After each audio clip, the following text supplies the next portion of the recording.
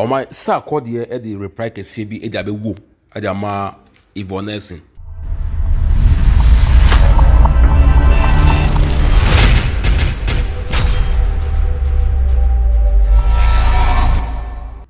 Obi ani tua sɛ Sarkodie deɛ ɛyɛ den a ɔde bɛba ɛna obi kasa we deɛ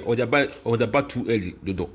ɛsan ka wotimi nya botra nanka ayɛ sɛ deɛ Yvonne Nelson asɛm no ɛyɛ adeda bi sa no anasɛ ɛyɛ wuo no nanka Sarkodie etimi anyane no panyan nanka Yvonne asan trendy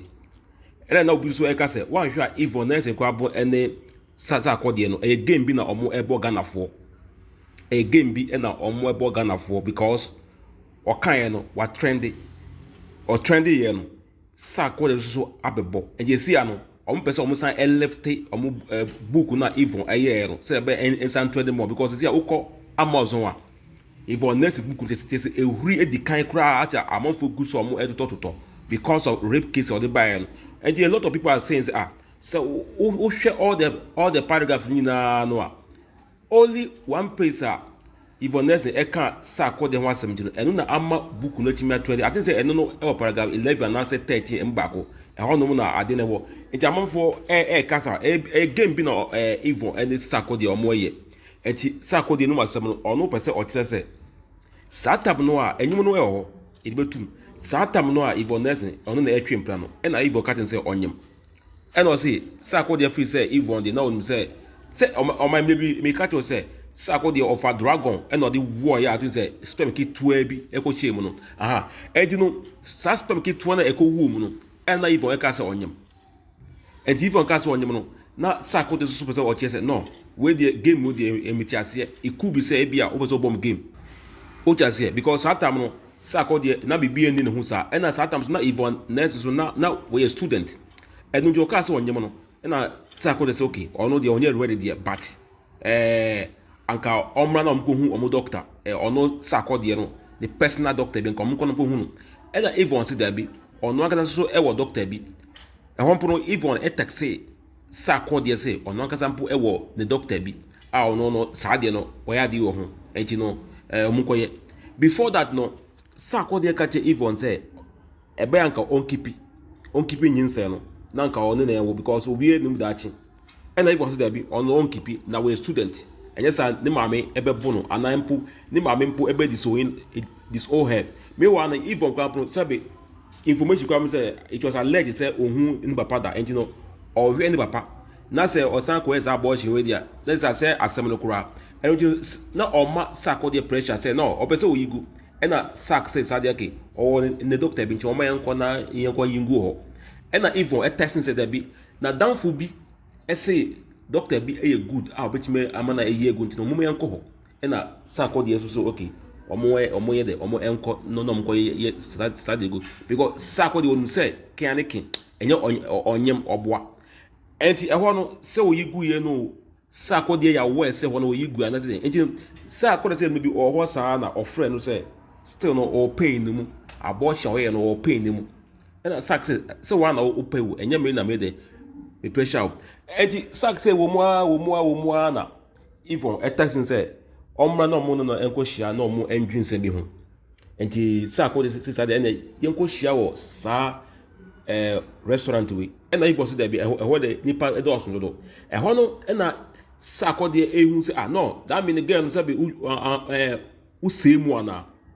na te say ehwo na ye be kono e bia na ye obi ho no ma nipa na enim se wo boyfriend bi da na se de enti se adwebon bi anutum de ade na o man ko e na Yvonne se de be ho no ye nko ho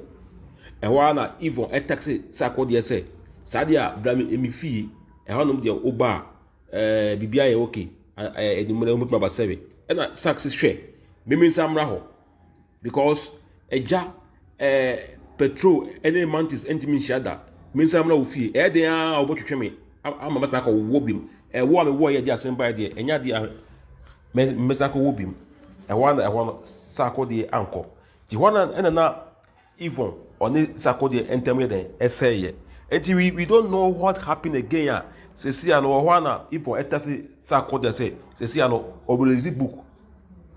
ejino empo okache Sarkodie kwa be se obelizi book nanka Sarkodie empo empush no ba Sarkodie anye enti people are thinking say and say a be no ntina one year ntina Yvonne so drop his hard na and so tie Sarkodie so the no masemo a ono so e pete say o da otwedi ampon e jana say Yvonne te see no nyom no e trendy ne book no a trendy ukọ Amazon te say amanfo egu so to nti o da nyame ase se be oba ono na atwe implanta de a wa wo da de se be o unya no krampa umpe ne downfall upese bibia ekosma no na empo ono Sarkodie empo no wato Yvonne Nelson abo no bi wato bi a otoe no wetie mo asem na de papa na obo mpa se amanfo egu so ayde no mo ento na we no Yvonne Nelson so abe reply Sarkodie eno so part 2 a oman ye de bebrem ejoma se wutie sa story a which is switch Sarkodie akane de Yvonne Nelson so akane de enji I say obi ase ni yonko boa me de na ye we so de na ye enji wo kan sen wo dwen sen I know very well say a man there they will go for Yvonne Nelson side and I hear a member so you be go Sarkodie so side but and kwe bi e wo omo side Sarkodie be say o tse say Yvonne Nelson ankasa she was ready to abort the pregnancy and you know sack no and the car say obey abort o man most of time the member do no sabe odoba no na onis campo a na oba no nyemo a na odoba no a on pese oba no be abortion bema bia sabe oni sika o na say wo deti oba bi na wo doba no a wo doba no kwa de a na oba no nyemo a you try to protect the pregnancy but a man one they are thinking say there be because who say what the for me and now one law came my baby born one my baby born two say one worry me a no na echi no na me ho ya twem and most of a man sabe say only worry ya most of them no onyimo a aya people say o me de omo eyigu most of them so when you go so a no obe show say say de ene kwa me ho ade say be no wa worry me uta say bema onu oba be hia a bema onu oba be date a oba no be nyem a bema no be ka che oba no say koyigu pe a hu say sa nipa no ondo oba no ondo no dance pa say unisika no na so do oba no kwa dia I'm telling you ube katin say onwo ma ba so mpa odi a kai masa yenkoyingue ena si abajiro the question here is that time no now I know say na Sarkodie na obey Yvonne Nelson no pe no eno ti oka de anka omo enkipi akolaro omo kipi pregnancy no agesi agakwani say anko nam eyu because 2010 mo I say akwani say anko 13 to 14 years and 12 years anko wonyini example anka obo ball pra what I say is anko obo under 10 what I say anko obo under 10 and your my abortion dey mean na ma can say bogus thing